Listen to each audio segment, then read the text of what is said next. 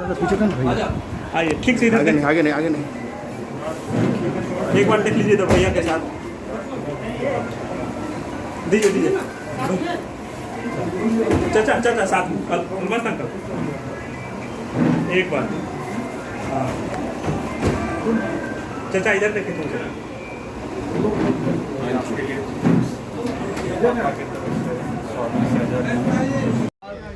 आपके पिताजी इन्हीं के घर में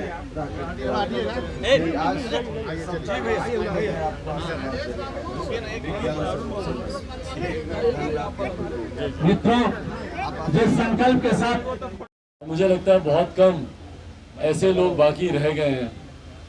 मैं जब भी अरुण जी से हम लोग की व्यक्तिगत मुलाकात होती है तो मैं इनको कभी कभी मैं मजाक में मैं कहता भी हूँ कि मुझे लगता है कि शायद सामाजिक न्याय के योद्धाओं की बात करें या समाजवाद की बात करें तो मुझे लगता है कि अब बहुत कम लोग बचे हैं जिनमें से मैं ज़रूर एक हूँ।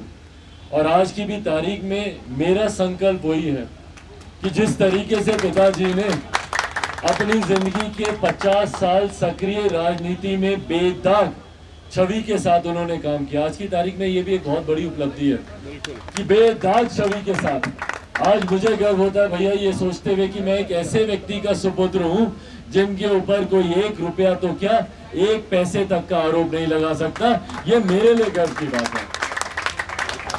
पर इतना भर सिर्फ सुनने से ही नहीं, उसको सीखना भी हम लोग के लिए जरूरी है।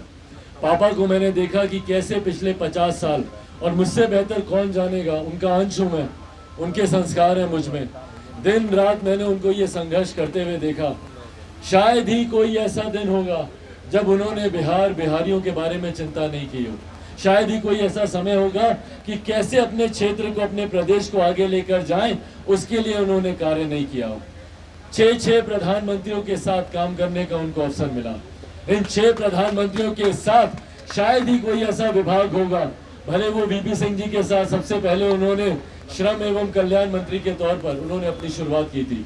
उसके बाद देवेगौड़ा जी के साथ, गुजराल साहब के साथ न सिर्फ वो नेता सदन की भूमिका में थे बल्कि साथ में रेलवे की भी जिम्मेदारी उनके ऊपर थी। और उसके बाद अटल जी की सरकार में, मनमोहन सिंह जी की सरकार में और अब नरेंद्र मोदी जी की सरकार में।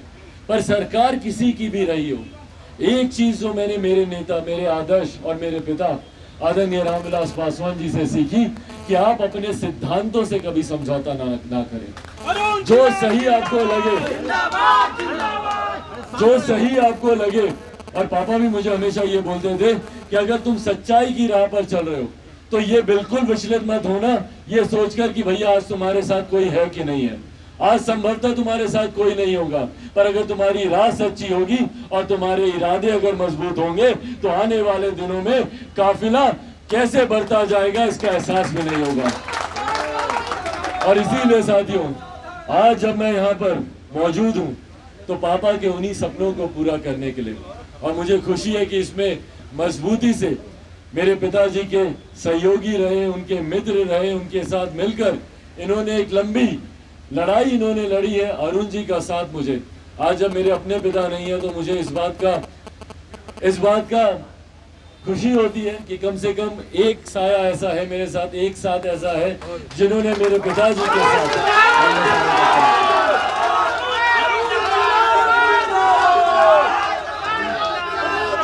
और उन्हीं के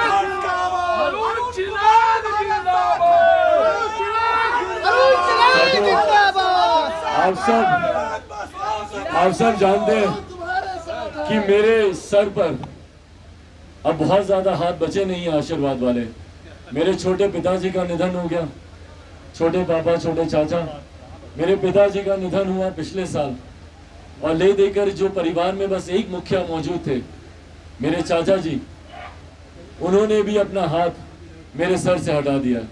और इसीलिए मैंने इस आशीर्वाद यात्रा की मैंने शुरुआत की। पर जहां एक चाचा मुझसे दूर हुए, मुझे खुशी इस बात की है कि दूसरे पिता तुल्य मेरे अभिभावक के तौर पर मेरा मार्गदर्शन करने के लिए अरुण जी यहाँ पर मौजूद हैं। मैं इनका शब्दों में धन्यवाद कर ही नहीं सकता। जिस दिन से मेरे परिवार में ये घटना घटी और मेरे परिवार के सदस्यों ने ही मेरी पीठ में खंजर भोंकने का काम किया, उस दिन से चट्टान की तरह ना सिर्फ ये मेरे साथ खड़े रहे बल्कि निरंतरता में इन्होंने मुझे वो जरूरी मार्गदर्शन दिया जो सिर्फ अनुभव से आता है। मैं शायद आज से 50 साल के बाद शायद मैं वो मार्गदर्शन करने वाला अपनी अगली युवा पीढ़ी के लिए हो सकूं, पर आज मेरा वो मार्गदर्शन करने की भूमिका मेरे पिताजी के बाद अगर किसी ने इस भूमिका को निभाया तो वो अरुण जी ही थे, जिन्होंने ना सिर्फ मेरा साथ दिया बल्कि मेरा मार्गदर्शन भी किया। साथियों, आज ज्यादा समय ना लेते हुए अंत में बस मैं ये विश्वास दिलाने आप लोगों को आया हूँ कि मेरी सोच मेरे पिताजी की सोच, और मुझे खुशी है कि उसमें अरुण जी की भी वही सोच, बिहार को बस आगे लेकर जाना। बिहार प्रदेश की ये विडंबना, बिहार की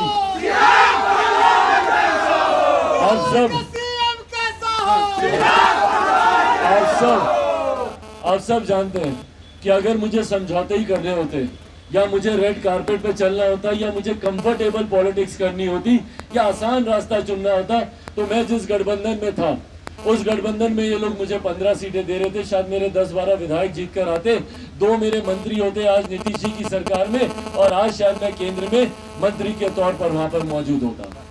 पर अगर मुझे ये करना था तो उसके लिए मुझे बिहार और बिहारियों के अस्मिता के साथ समझौता करना पड़ता, मुझे अपनी सोच के साथ समझौता करना पड़ता। बिहार फर्स्ट, बिहारी फर्स्ट जो विजन डॉक्यूमेंट मेरे पिताजी ने अपने अंतिम दिनों में बनाया, उन्होंने आईसीयू में बैठकर मास्क उतार कर, मुझे याद है ऑक्सीजन मास्क लगा रहता था, वो मुझे फाइनल ड्राफ्ट तैयार करके देते थे।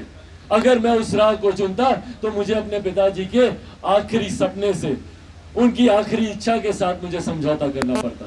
अगर मैं ये करता तो मुझे खुद के साथ समझौता करना पड़ता, और ये करने के लिए मैं तैयार नहीं था, और इसीलिए मैंने संघर्ष का रास्ता चुना, और संघर्ष के रास्ते पर मजबूती से मैं चलने को तैयार हूँ।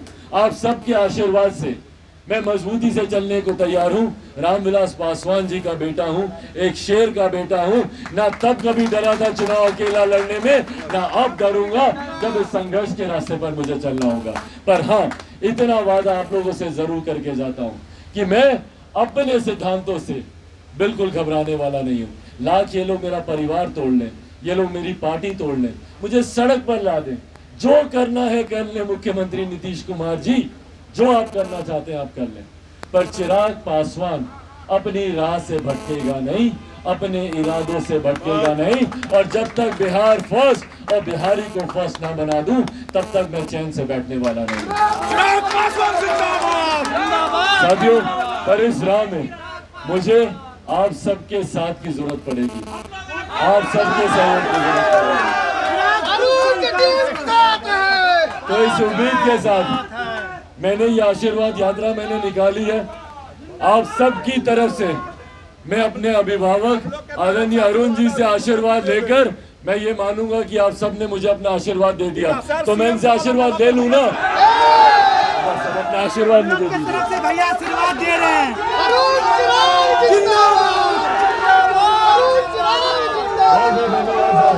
जय हिंद, जय बिहार। बिहार के मुख्यमंत्री